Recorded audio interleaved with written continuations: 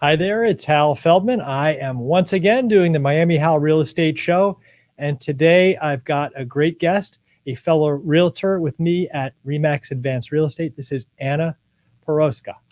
Hi, Hal. Thank you so much for having me. It's a pleasure. Absolutely. We've got lots of things to talk about because you have a specialty. Yes, I do. I specialize in international real estate. I'm a certified international property specialist and a global real estate practitioner. And if you can see with her lower third, she's got a lot more information there. I think I'm just realtor, right? Because Tommy doesn't like me that much. I'm a realtor and too. He saw you and I'm going to roll out all kinds of things. In fact, Tommy, put on that special new thing that we were talking about. Oh, look at this. You even get a scroll so that people can get in touch with you on Instagram. Yes, please do. I'll be more than happy to connect with everyone watching the show. I've tried to bribe Tommy. I get nothing. See, if you don't ask, you don't get. The way you look, everything rolled out on a red carpet. Just terrific. Thank you. Tommy, we'll talk after the show. Who wouldn't? So let's talk about what's going on. Obviously, we have some local, really disastrous thing we still have to talk about a little bit. And our hearts go out to the people that are involved with the Surfside collapse. It is now just, now we're into recovery rather than a rescue. And we'll continue to find loved ones in the rubble. An awful situation. We don't want to get into the politics of this. We don't want to get into anything other than our hearts go out to these people, right? Yes, I feel extremely touched by what has happened. And my thanks go out to all the first responders and everyone involved in the tragedy. I'm very touched by this because I actually know one person who is still under the rubble, and I'm not losing hope. I hope everything will be fine. And it's terrible. I didn't realize that you had such a personal connection. So again, hearts go out to you as well, because I can see that you're really suffering with that. But the real reason I brought it up is that besides people locally suffering, there were a lot of international travelers and people from other countries that lived in that building that were affected. And so Miami, which is typically known as fun and sun and beach and all this playful thing, now temporarily has a shadow cast on it. And I'd love to hear your take on how some of the international community might be, reacting to it. Well, from my perspective and my opinion, this will spread a lot of awareness to the entire community and actually make sure that we live in secured buildings from now on. Because as we see for the past 2 weeks, there has been a lot of enforcement into the regulations and laws and all the buildings and communities. So I hope that, this will never happen again and that we're going to be fine. Well, it's going to be extremely difficult to forget this tragedy, but well. For sure. And so, a lot of people are discussing this, and in short, we do have regulations that are so recertify the building to make sure it's safe and fit for humans to be inside every 40 years, for actually the first 40 years, and then every 10 years thereafter. So it's not as if we didn't have this in mind where we were trying to protect from tragedy like this, but obviously this one just happened, right?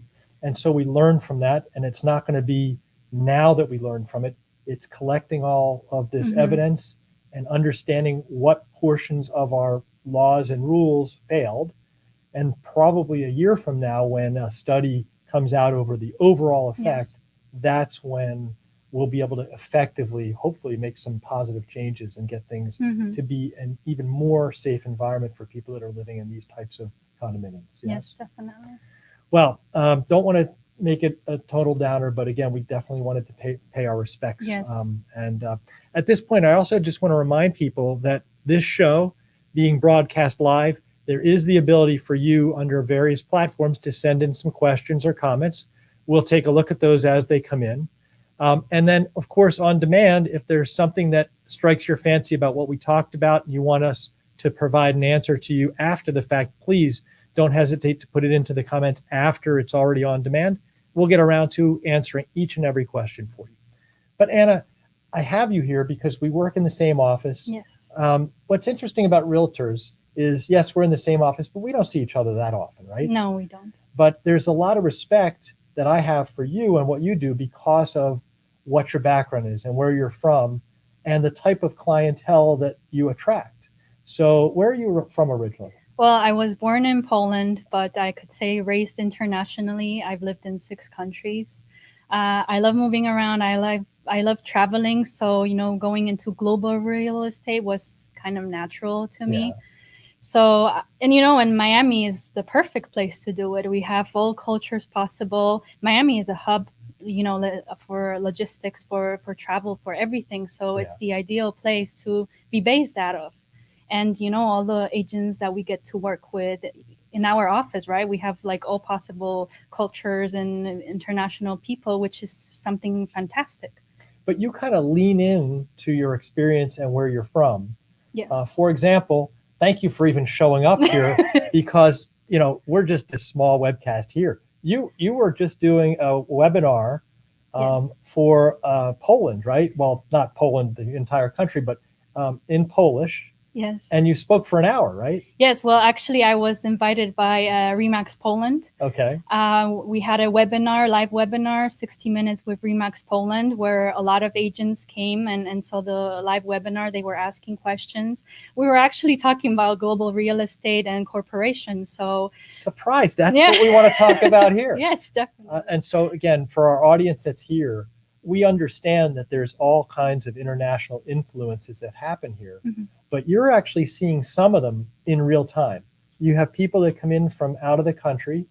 Many of them, you can talk to them in their native tongue. Yes. And you show them what we know to be Miami. And what's the general reaction? And is there just this desire to be here? Talk about how real estate plays an effect outside our borders here. Well, Miami is a place that everyone wants to be at least once in their lifetime. And whoever I know, whenever they come here once, they always want to come back. So this place, because of the climate, because of the logistics, transportation, and everything else, it's a business hub as well.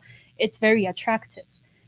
So we get a lot of people coming from Poland, Polish people coming from Chicago, from New York, different cultures as well, international people.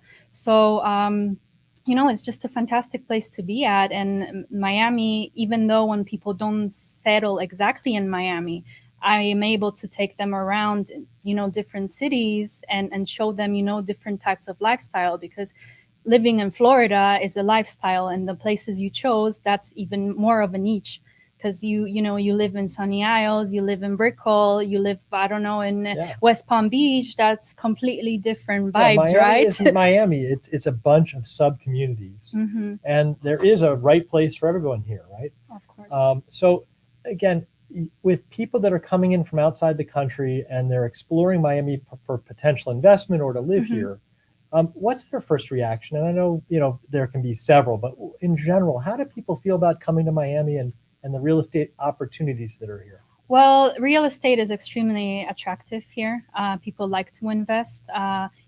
Taxation and everything else from other states, were like New York compared to here, uncomparable. So, people like the fact that it's easier, and then the weather, and then the transportation, and the vibe, the lifestyle, the way Miami is, that you don't have to be, properly, up and formal. It's more laid back. I don't need a long sleeve you don't shirt need to do business? Yeah, you see, I'm more European, so you got the look. It's working just fine. Right? Yeah, but people love this here, that they can be themselves, that they can chill, they can wear shorts and flip flops, and it's okay. Yeah, it's okay. No one judges you. Right. So, can you give me a recent example of somebody that came in from out of the country and you helped them close on a deal here? I'd love to hear how it went. Well, yeah, everyone, pandemic gave us a lot of international people coming here. Everyone moved because Florida was extremely open during the pandemic. Like, I can even say that we didn't even feel the reality of the pandemic here compared to other countries. Like, Europe is still under lockdown. Like, I think Germany, they only released UK. It was totally on lockdown, Poland as well. So this place was extremely important all the time, and people kind of felt that if they're going to come here, they're going to be free, which is true. in comparison to other Got it. places. So there's a lot of people. I just recently had New Yorkers come in because, you know, everything was on lockdown now there, and over here they can just freely live and, you know, work remotely. And the reality is different. We have the sun, we have the beaches, we have the swimming pools, shopping, everything is here. Yeah. When you have people come in, typically from out of the country, we're talking about, not from elsewhere in the United States, are they looking at condos? Are they looking at single family homes? Is there a predominant choice between those? It really depends what their goal is. If it's only secondary home, vacational home, they typically go for the condos because there's less maintenance and it's easier just to keep it up. But when someone is thinking of, for instance, sending their kids here to school, of course they're going to go with a single family home and a pool, you know, in privacy. Especially now after the pandemic, everyone wants to be private. Like, you know, the trends were that people started moving away from condominiums into single family homes, and we see it right in the statistics. And so if you are a Miamian who is ready to sell, how do you attract somebody from the international market? Because, you know, I don't have the experience that you do on the international side, but people are saying, well, you know, people come from all over the world to live here, and, you know, how am I going to sell to somebody like that? Because typically we feel, may not always be true, that somebody from outside the country would pay more for a house as opposed to somebody that's, you know, 20 minutes away and they're just upsizing or downsizing. Well, yeah. Well, the way it works is that you have to have networks. You have to get in touch with global realtors. That's what I do. I'm a part of a lot of organizations. I work with global agents all over the world. As I mentioned before, I'm a CIPS, Certified International Property Specialist, global practitioner, and REMAX, right? Over 110 countries in the entire world. So, you know, you just post it out there and it goes everywhere. So the other designations, a lot of people hear what you just said and they go, well, what does that mean? So what does that mean? Well, what it means is that you're open-minded. You know how to work with international clientele. You know that there are many differences. There are cultural differences. There are language barriers. There are time zone differences. It's, you know, it's those simple things that you not necessarily think of right away when you think, you know, international investment and everything else. That's why it's so important, you know, like I go almost every week on a virtual tour to a different, you know, country around the world, looking at real estate, getting acquainted. The recent one, Panama, right? Oh, this is incredible, because I didn't think about it this way. You can, from, you know, whatever chair you're in and at whatever hour, you're taking tours around the world. Yeah. Well, now more than ever, the world is global, and it's just, you know, a press of the button on the computer and you're there. You can see, you can learn, and, you know, once we're going to be more open, the borders will open, you know, the flights will resume, and we can go travel, see, and, you know, meet with potential clients and just network, because real estate is all about network and building relationships, right? We deal with customers, with families that are giving, you know, their biggest assets for us to manage, to help them manage. And it's extremely important that we're there for them and that we know exactly what we're dealing with and that we work with professionals that we can trust. So would you consider yourself more of a listing agent or a selling agent? At the moment, more than ever during the pandemic, it's more of a buyer's agent. I work a lot with buyers. My goal, of course, is for listings. I'm passionate about that. I love, you know, getting the properties on the market and, you know, having boosts in marketing and everything else. But for now, due to my global connections and, you know, the memberships, it's a lot of buyers, yes. How would you prepare a home for a listing if you have a listing and you, with your international understanding and experience, how do you prepare that home potentially different from any other agent, like, let's say, a poor guy like me? How do you beat me on that listing? Well, a lot of it depends on the location and who are you really targeting, because, you know, even though Miami is so vibrant and open-minded, it depends really what nationalities you may target. You may, have different types of architecture inside, design, interior, depending on, you really have to take a lot of aspects into consideration. But what sells the most these days is modern, modern design and stainless steel appliances and stuff like that. So how would you potentially tell a seller that you're going to work with, what should they do to their home that is last redone in, let's say, the 90s, and they're ready to sell, and they want to obviously maximize value? How do they potentially do that?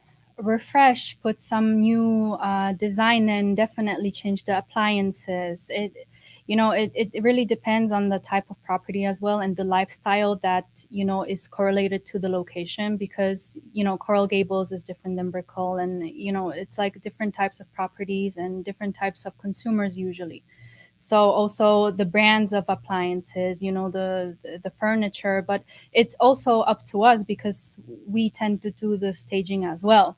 So Wait a minute. Let's touch on that. We tend to do the staging. What staging, expertise do you have, and how do you typically apply it? I know that's a tough question because every situation is different, right? Well, I believe that the less the better. Okay. So that's my way of thinking, because then you can get to more, of clients.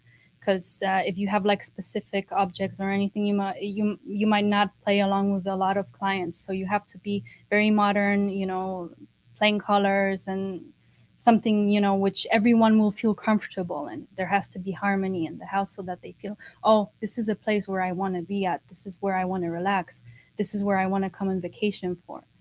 So. Over the last, let's say, 10 to 15 years, the Miami skyline has grown tremendously, right? And we have, in the industry, you call a place where you can live, an individual can live, a door. So there's thousands, if not hundreds of thousands of new doors that are available for sale or rent here.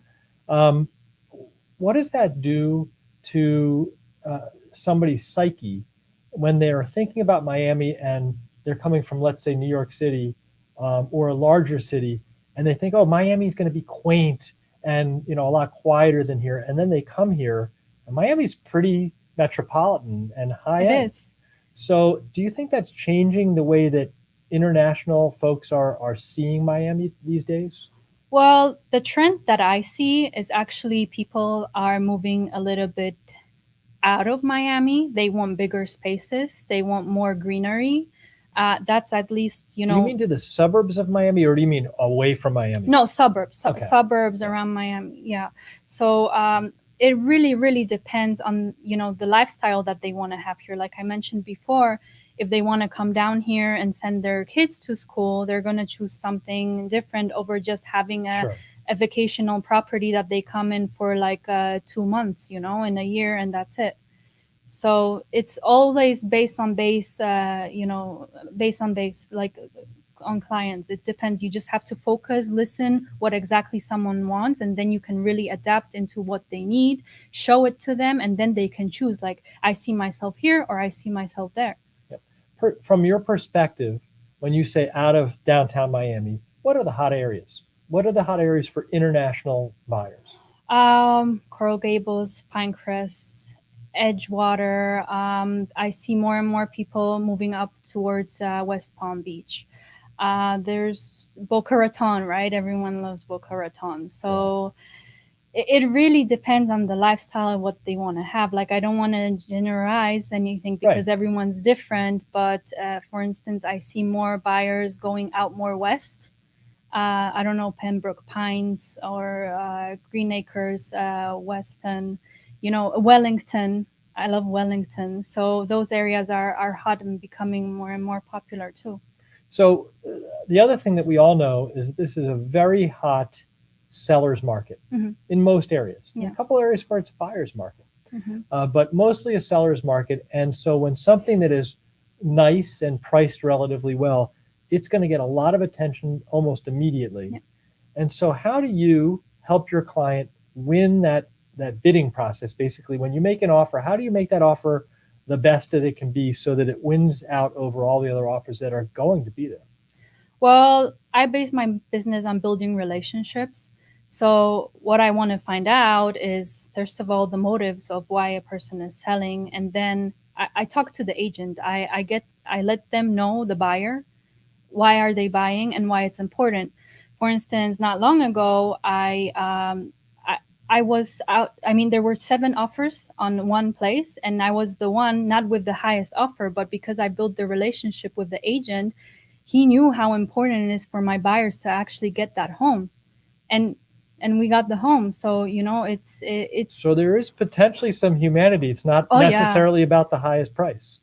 Well, There's no, human not characteristics and feelings and things oh yes. on both the buyers and sellers Oh, side yes. that can turn that dial so that you're a winner there. Sellers have a heart, they also if they know the story, they might decide that they won't go with the highs, because not necessarily the high is going to win. You might have a deal fall through, or everything can happen. So you also have to know the motivation of the buyer, not only the seller. So what about your local connections? Because I always tell people that I'm an expert in buying and selling real estate, but right next to that has to be financing and movers and all kinds of resources that are very immediately tangential to the actual real estate sale or purchase. And so what kind of network do you have here locally, and how does that help your clients win? Yeah. Well, I try to network with different industries, designers, architects, financial people, everyone, attorneys, title companies, and I adjust it towards, my specific client. Because, real estate is all about clicking together, right? You have to work, you have to, go together in the same direction. And when I know the client, and I know immediately where to connect them, like in the loan processing sphere, or in, if we need an attorney, or where to send them to maybe do shopping, for furniture. Like, you need to have all of these people surrounded by you so that you know exactly how to, direct your clients. You have a deep little black book, and you can send people to the right people. It's always getting bigger. Yeah. I shouldn't say little, right? So one of the things that we connected on besides this webcast is that we are starting to see that Miami, while it has the beaches and the sun and the fun and all the things that it has, that for some people that are looking for this tropical kind of paradise, yes, this might not be the right paradise. And so even though Miami is still going to continue to be that international hub, people will get here and go, you know what, this isn't quite right. And maybe there's somewhere else in the world that, we should be looking at. Can you name a couple of those places that might be good to head to? Well, Latin America is becoming extremely important, I believe, in this sphere. Costa Rica, Belize, Panama. Belize, 3 years ago, I visited for a very short period of time. Costa Rica, I was there for a week last year. Got away from the pandemic, and actually Costa Rica handled the pandemic while everybody had to wear masks so much better than anywhere I knew in the United States. It was incredible. But I didn't want to actually, interrupt. those countries are on the index for the best retirement countries in the world. Okay. So also France and other countries, which people like to migrate. I'm not retiring anytime real soon, but my mind is at the point in my life where I'm starting to think about that. Costa Rica is, probably on my list. And there's a country a little bit further south and east of there that might be interesting. Are you referring to Panama? I am. Okay.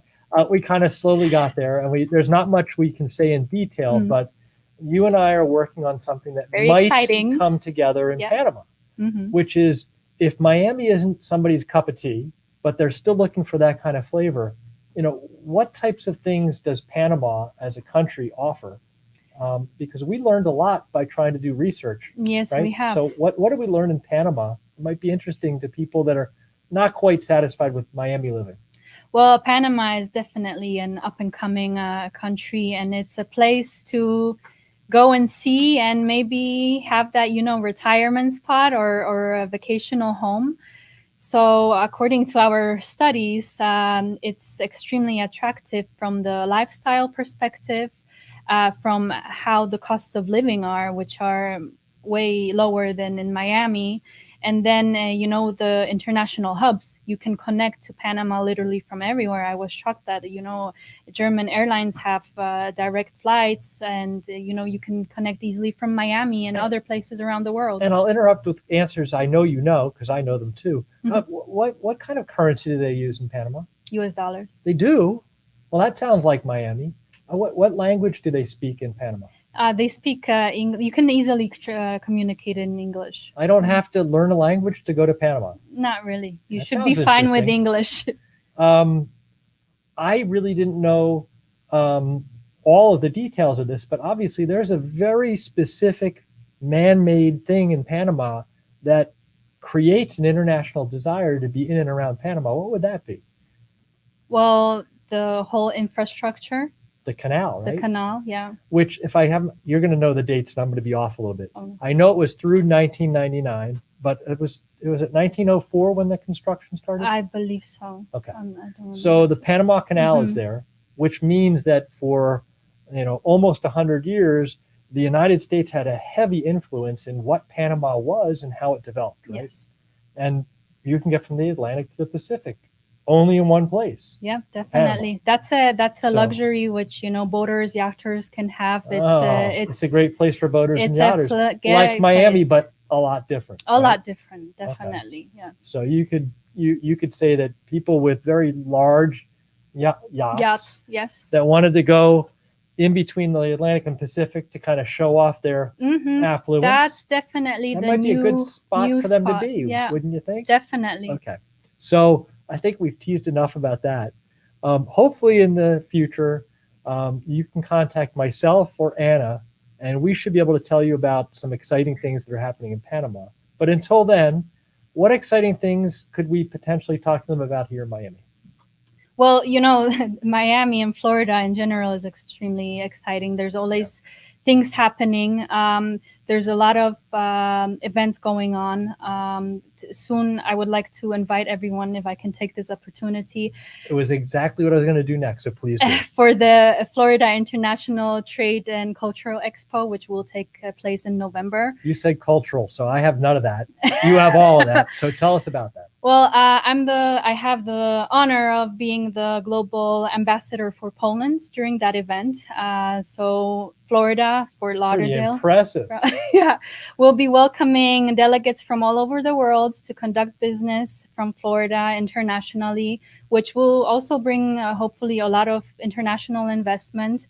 So I'm really, really looking forward to it, and I hope you're going to be there too. Yeah. Now that I know who you are and that you're going to be the ambassador, I would definitely try to make that.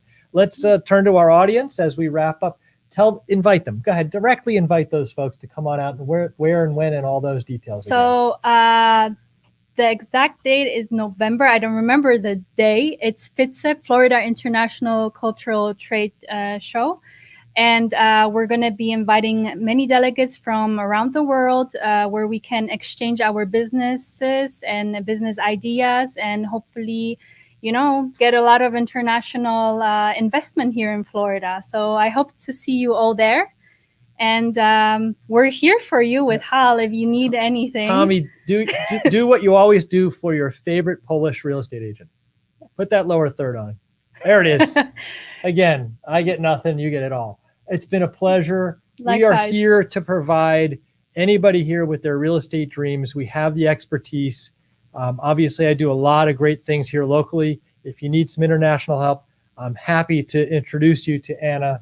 And it's been a fabulous show, and we look forward to helping you. Until next week, go after your real estate dreams. We'll see you then. Have a great week. Thank you. See you. Thank you, Hal. You got it.